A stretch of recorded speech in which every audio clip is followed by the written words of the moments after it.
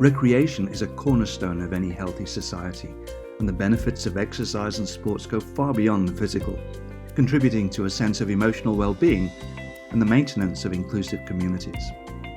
But since the onset of COVID and the restrictions around social distancing, recreation has been severely restricted, leading to social and emotional challenges.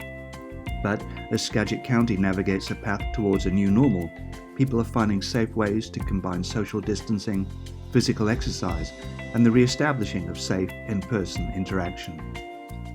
The benefits of recreation are well known and well documented. It's just activity is necessary for healthy living.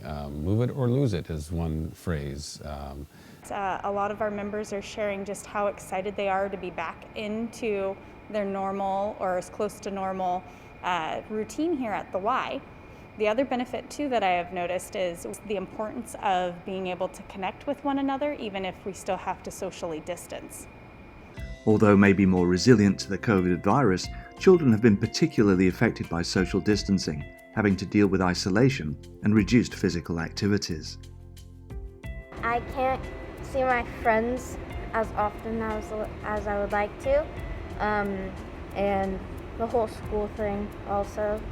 You can't go to school, and I don't like online school because I can't learn in person. I'm more of an in-person person. It's really annoying missing out on sports and school because most of track season, which I was really looking forward, was just completely canceled. And then my main sport, which is cross country, is moving back into track season this upcoming year. So it's really inconvenient for a lot of sports people.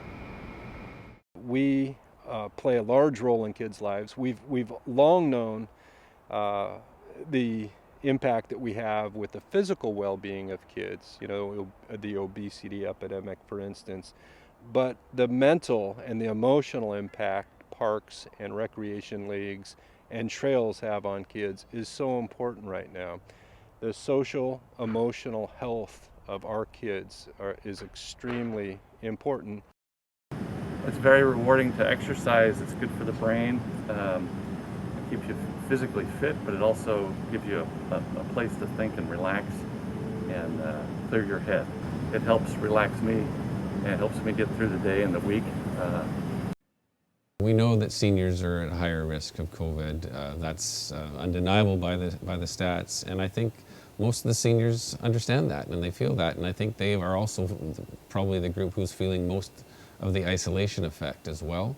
We do have some seniors who are coming back here to the Y in our classes of 5 or fewer, and we're safe here. We're providing an environment that was developed in consultation with our Board of Health and our health officials to ensure that the Y was a safe environment under the parameters that we're able to work.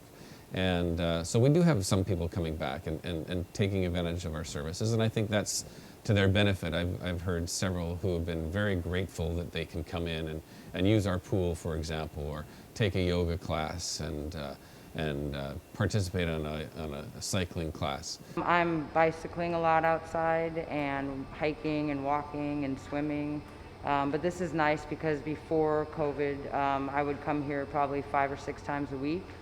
So even coming here 2 times or 3 times, it feels like something's normal again.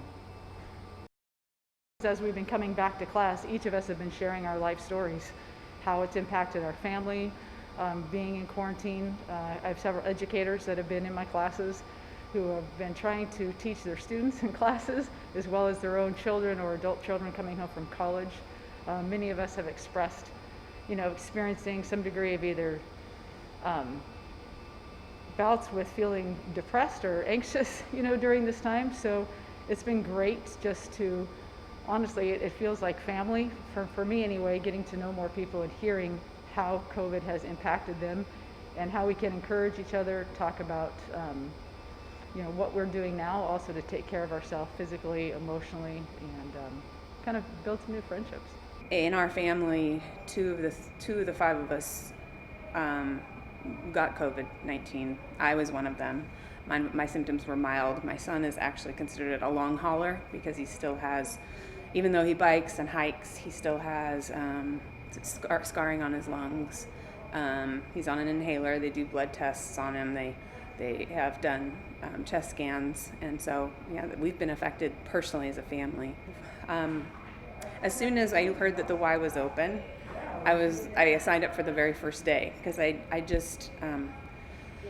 felt that I had been 4 months or 3 months at the computer teaching courses online day and night through the weekends, and I needed to get out and exercise, and so it was really nice that the Y was able to open in a very safe way for those of us who needed to get back into some physical activity.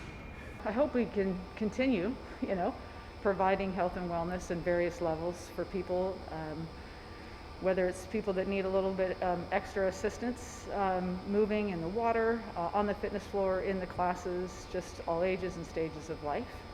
And that's what I hope. I hope more people will be able to have access to our Y. So.